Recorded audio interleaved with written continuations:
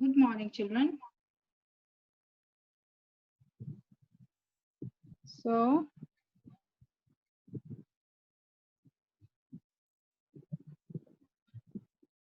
yes.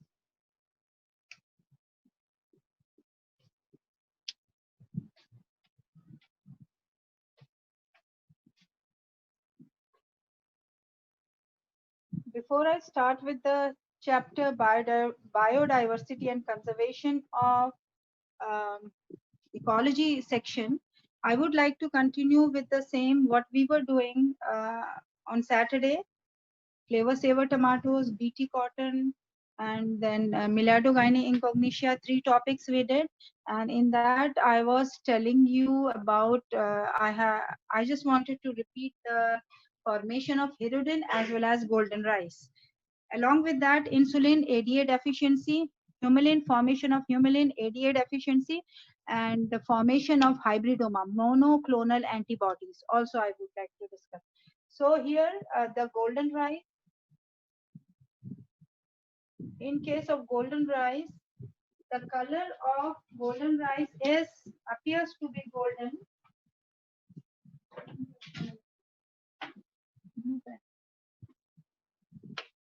Its color appears to be golden because of presence of beta carotene.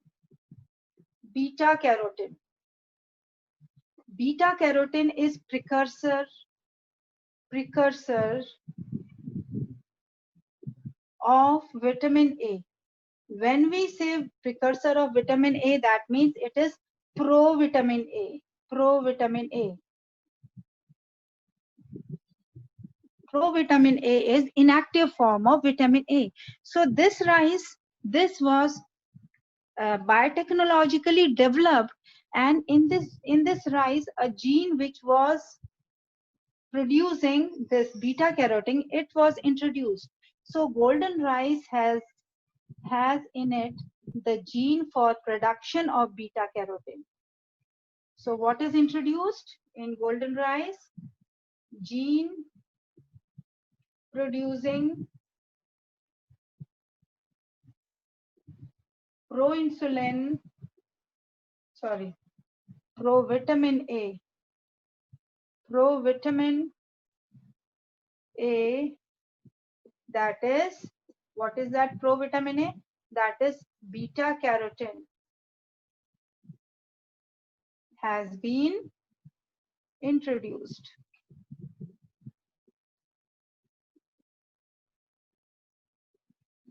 When this gene has been introduced, that means presence of this beta carotene in the rice. If this gene which produces this is there in rice, the rice gives a yellow color, a yellow tint. The rice appears to be of yellow color, and that is why the name given was golden rice. When this beta carotene, when the people eat this rice, the golden rice, when the people eat this rice, which is the golden rice, the beta carotene in them becomes active and gets converted into vitamin A. And this makes the rice rich in vitamin A. That means by the development of golden rice, the food value is enhanced. What is done? Food value is enhanced. Okay, this vitamin A is very important. This effort was done so that even the poor can get this dose of vitamin A in their diet. Vitamin A is very important for eyesight. It is very important for eyesight. Also, it prevents the disease like night blindness.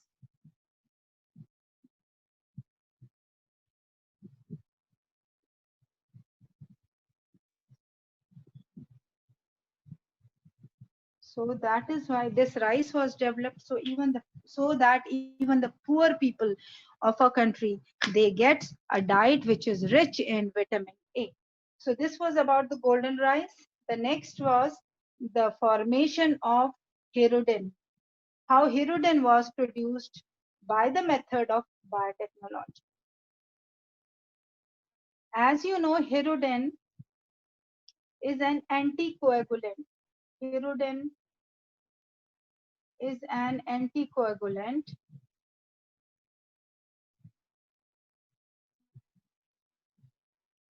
and this anticoagulant, it is used in hospitals, specifically in the blood banks,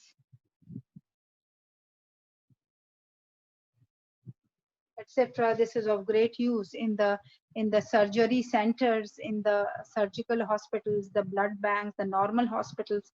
So this anticoagulant is used.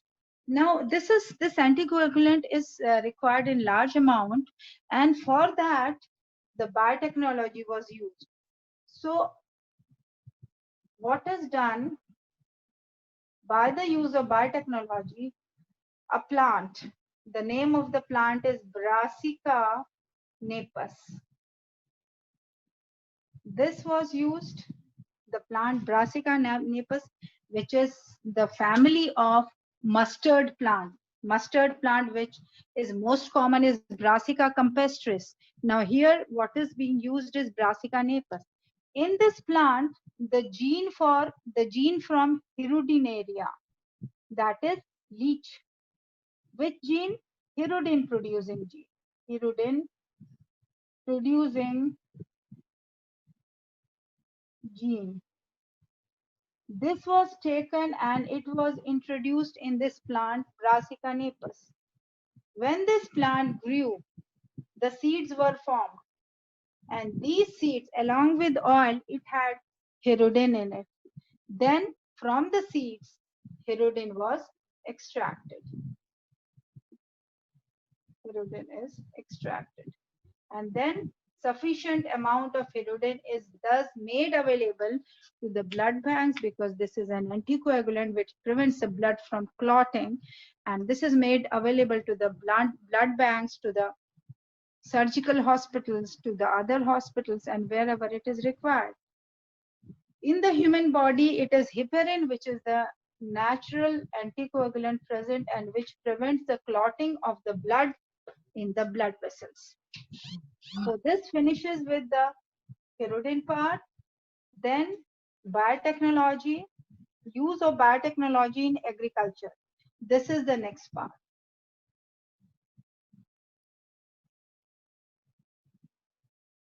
So use of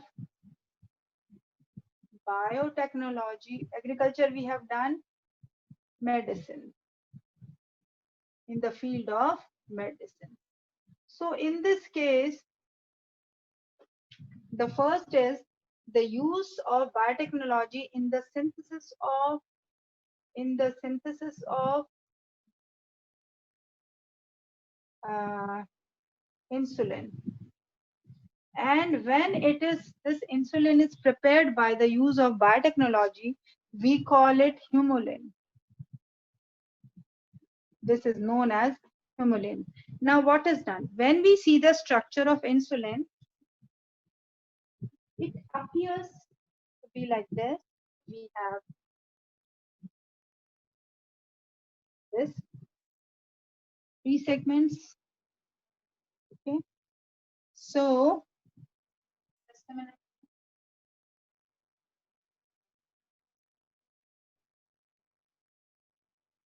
Yes. So here we have 3 segments. We can make it differently. This. We have 3 peptides.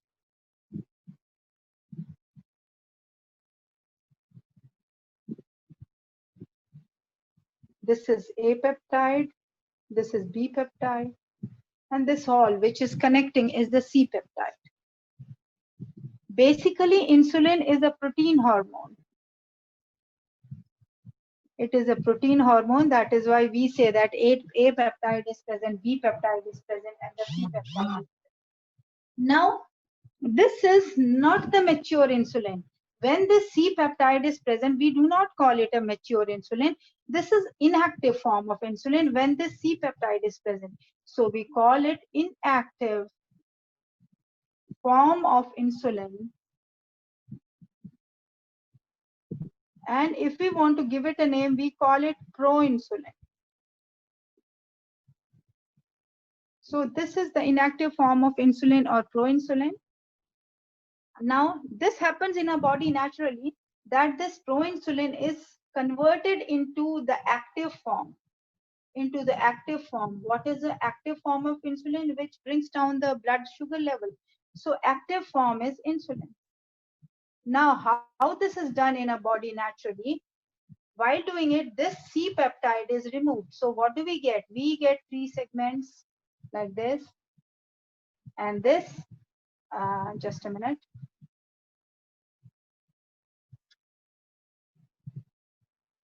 Then we get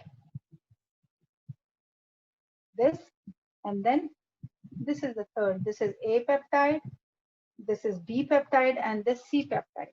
This C peptide is removed, and these two are connected by some bridges, and this becomes the active form of insulin or proinsulin. Now, beta, that means when we say that it is a protein hormone, that it is insulin is a protein hormone, that means insulin has amino acids in it. Proteins always have amino acids.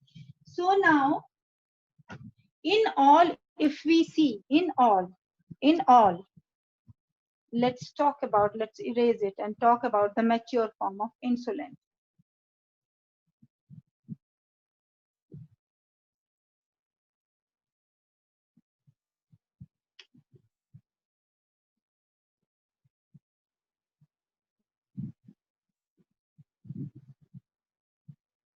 The mature form of insulin or insulin, it is a protein hormone. It is a protein hormone, so of course it is made up of amino acids. Being proteinaceous hormone, it is made up of amino acids, and there are in all that means total 51 amino acids which are present in insulin.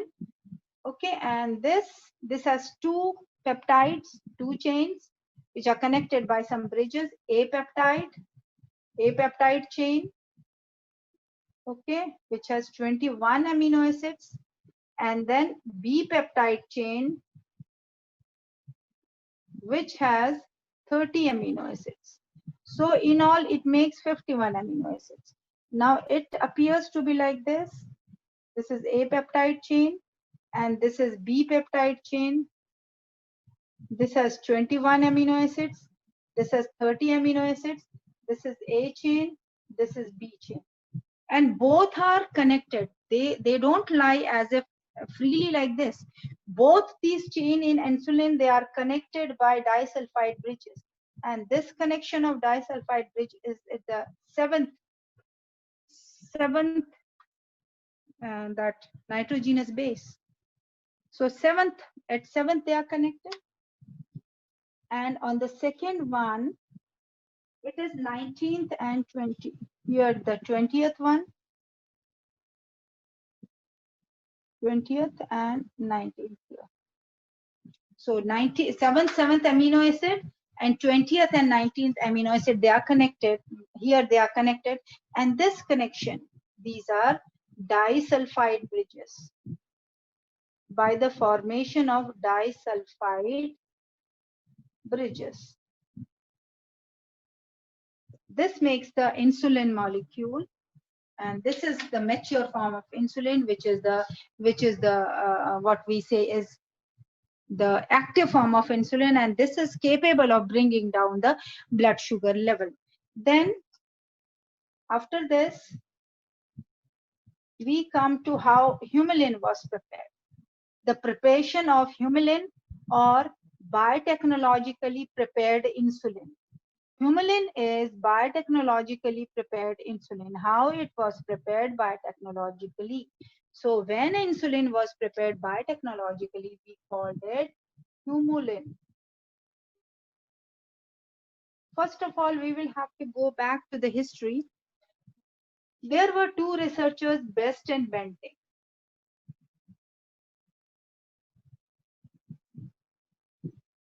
It is Charles Best and Frederick Benting.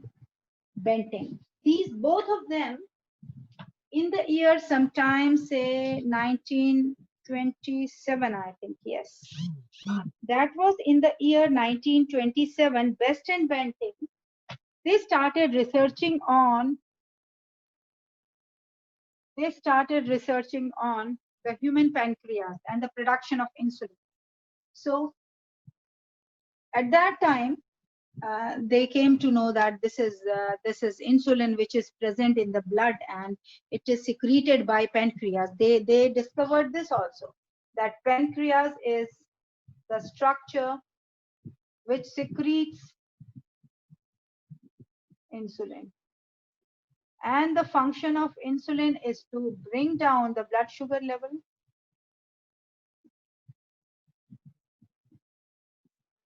Level is brought down. Okay, this is what they came to know. Now, the people in which this blood sugar level is not maintained,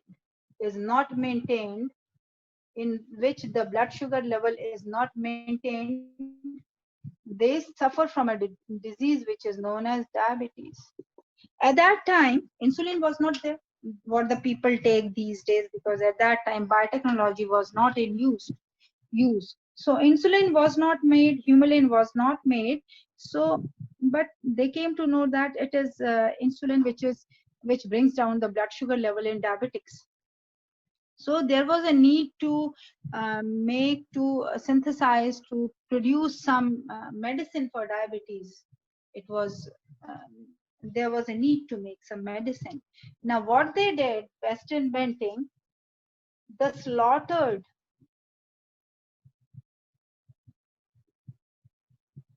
pigs, dogs, from them pancreas was taken out. From the slaughtered animals, pancreas was taken out, and from this pancreas, insulin was extracted. Insulin was extracted, and then this insulin was extracted and injected in diabetics. This injection of the insulin extracted from the pancreas of slaughtered animals, this showed little impact, but it has a lot of side effect because it caused allergy. It was the cause of allergy and many a time death also, allergy. It was the cause of allergy in the people who were taking that. And infections also, it was the cause of allergy and infections in the people who were taking this pancreas, the insulin which was extracted from the pancreas of slaughtered animals. So besides giving little comfort, it gave a lot of tough time to the people who were taking it. Then came the use of biotechnology. Okay, one thing more I want to tell you. The birthday of Benting is celebrated as World Diabetes Day. Birthday of Benting, Frederick Benting, this gentleman. This is celebrated as World Diabetes Day. And this is on 14th November. This is celebrated as World's Diabetes Day. Now, after that, this came into existence. The biotechnology in the field of medicine came into existence. And then sometimes in the year 1978, one company, and the name of the company was GeneTech. It made the use of biotechnology in the field of producing insulin, but it could not do it that much. So what happened that whatever this company researched, everything, all the material, all its infrastructure, it was then taken up by another American company. It was taken up by American company, and the name of that American company which took over the charge of Gene Tech company was Eli Lilly company. Eli Lilly. And this happened in the year 1983. This was taken up, and they took over the use of biotechnology, all whatever the material they gave it to them, and further they researched, these people, Eli Lilly, whatever they got from Gene Tech, they use that and they research on the at their own level also, and they were successful in producing the first insulin artificially by the use of biotechnology, and it was named Humulin. Now, how they did it? First of all, see, the difficulty was not in making the two peptide chains. It was easy to synthesize this peptide and this peptide, but this was not insulin. When they synthesized A peptide and the B peptide, they said, this is synthesizing, this is okay, this is not difficult. But this was not insulin. This was, rather immature form of insulin, which was of no use. Actually, the difficulty was in synthesizing the bridge between them, which were disulfide bridges. So that they somehow they overcame this difficulty, and they were able to synthesize the bridge between both the peptide chains, and mature insulin was thus developed. Now what happened? By the use of recombinant DNA technology, and the plasmid they used was the plasmid from E. coli. So the bacteria here used was E. coli.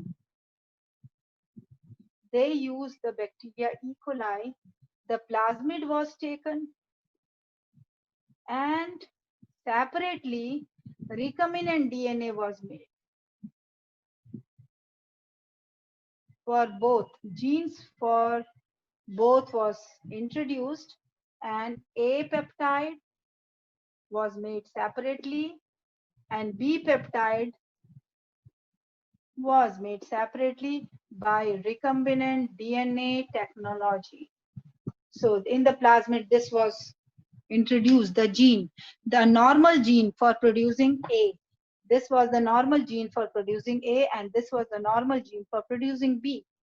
So normal gene were introduced. Later on, these plasmids were put back into the E. coli and were allowed to multiply. This way, large amount of A peptides were formed. A peptide large amount, and large amount of B peptides were formed by recombinant DNA technology. B peptides were formed. Later on, both these peptides, they were transferred to a medium. They were combined and they were transferred to a medium. Here, this medium. When these A and B, they were transferred to a medium, and this medium was the one medium supporting formation of disulfide bridges.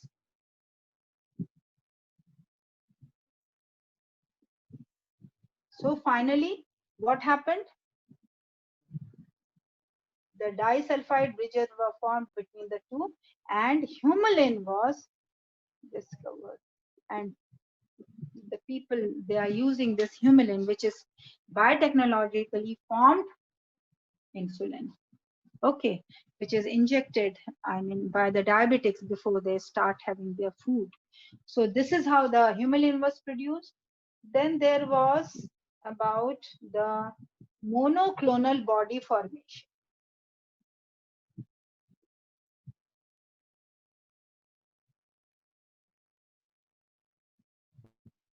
Monoclonal antibodies. Formation of monoclonal antibodies.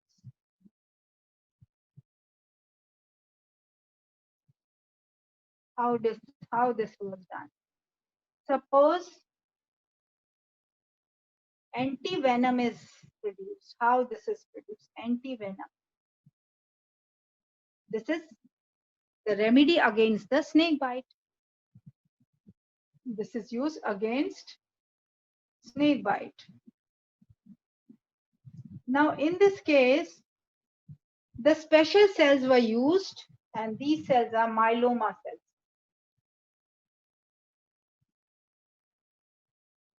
Myeloma cells are present in the human body also, in the body of other animals also, and they have two very important features. The first feature is that they show uncontrolled division.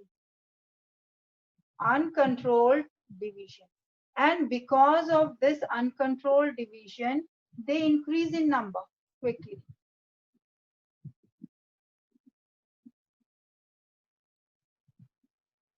Okay, they increase in number quickly. They show a very fast increase in number. Okay, now the second property is they can divide even outside living tissue. Can divide even outside living tissue.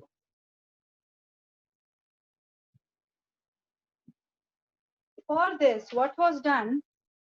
Two things were required. One was for making these monoclonal antibodies. Two things were required. One was this myeloma cell, and another was the antibodies which we want. So antibodies basically are made by lymphocytes. So myeloma cells were there, already there. Then some lymphocytes were taken because lymphocytes help in the formation of antibodies. Now here what we are going to make is antivenom. So lymphocytes on its own cannot make antivenom. Lymphocytes on its own cannot make antivenom, cannot make antibody. See, if this will have some antigen, if this will have little venom, then only it will start making antivenom. Na? If it will have venom, then only it will make antivenom. Otherwise, why will it will make antivenom? It will not make. So this venom here is the antigen. We call it antigen. Okay. And in response to antigen, what is formed? Antibodies are formed. In response to antigen, antibodies are formed. This is what happens. This is what happens that and when are antibodies formed? Antibodies are formed when the lymphocytes are triggered with some antigen. Okay, if particular type of bacteria, let's say that the tuberculosis causing bacteria, Mycobacterium tuberculei, has entered this. Okay, bacteria, Mycobacterium. I'm writing just T, tuberculei. Mycobacterium tuberculei has entered this. Okay, that means the lymphocyte gets triggered, and this Mycobacterium tuberculei is an antigen. This acts as an antigen. This has entered the lymphocyte, and by entering, it has triggered the Mycobacterium tuberculei. So in response, the lymphocyte will start preparing antibodies, and these antibodies will be against this antigen, which is Mycobacterium tuberculei. So whatever the trigger is, whatever the stimulus is, in response to that particular stimulus by a particular antigen, a specific antibody will be formed. It's not that lymphocyte will produce any antibody. If Mycobacterium is attacking, the Mycobacterium will act as antigen, and in response, the same type of a specific type of antibody will be formed. If the lymphocytes are triggered by venom, then in response, then this venom will act as antigen, and in response, the lymphocyte will form that specific type of antibodies. So in this case, we are talking about antivenom. If you see, I have written at the top antivenom. So here the lymphocyte should be triggered by venom. So it should be, because we are here studying about how the antivenom is produced. So lymphocytes triggered by or stimulated by antigen, and which antigen we will use here is venom. We have used venom as antigen. So these are now stimulated or triggered lymphocytes. And what we have here? Myeloma cells. So myeloma cells and lymphocytes. Now out of these two, see, both of them, they have different properties. What properties? These lymphocytes, they can produce antibodies. The property is these lymphocytes which are triggered by antigen. Which antigen? Venom. It can produce antibodies. It can produce antibodies. What is antivenom? Basically, antivenom is a collection of antibodies. So it can produce antibody, and at the same time, myeloma cell, they can show uncontrolled division. The properties which I wrote here. See, this they can show uncontrolled division. So lymphocytes will produce antibodies, and they have the property that they can increase in number to enormous amount. Now both of them, they are fused, and what was obtained was hybridoma. Hybridoma was a combination of myeloma cells and lymphocytes. So it was a combination of myeloma cells and lymphocytes. That means because of the property of lymphocyte, it will produce antibodies. And here, because this lymphocyte is triggered by venom, so it will produce antivenom.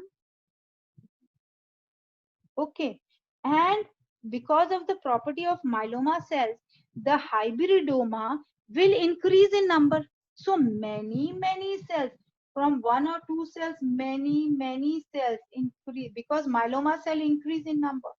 Many cells of hybridoma will be produced, and this hybridoma will have antivenom in it. And later on, when they increase to an enormous number, this antivenom, which is the antibody which is produced by them because of the presence of lymphocyte, this is extracted and is used. This is how monoclonal antibodies, here we have studied about the reduction of antivenom. This is how it is produced. The third thing which is there in the chapter is ADA deficiency.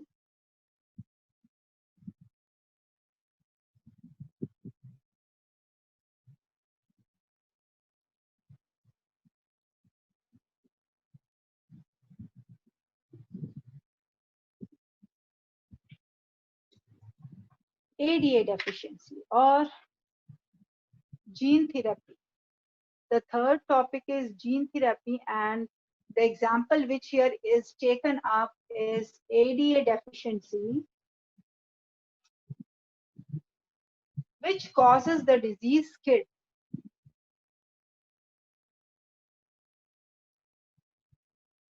Severe this immunodeficiency. Severe combined immunodeficiency, the full form of SCID. And why this SCID happens? SCID is the name of the disease, and this disease SCID, severe combined immunodeficiency, this happens when in the body ADA is deficient. ADA is an enzyme. Name of the enzyme is adenosine deaminase.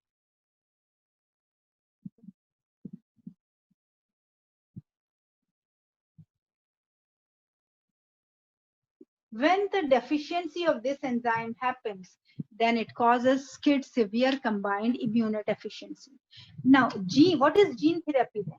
See, some genes which are responsible, the gene which is responsible for the production of ADA, that means adenosine deaminase, becomes mutated, and because of the mutation or say any other fault or any other change in its formation, it stops secreting not secreting, synthesizing. It stops synthesizing ADA. When this ADA is not secreted, that means there is deficiency. It leads to deficiency of ADA, and that means the disease SCID. That means the gene is faulty now.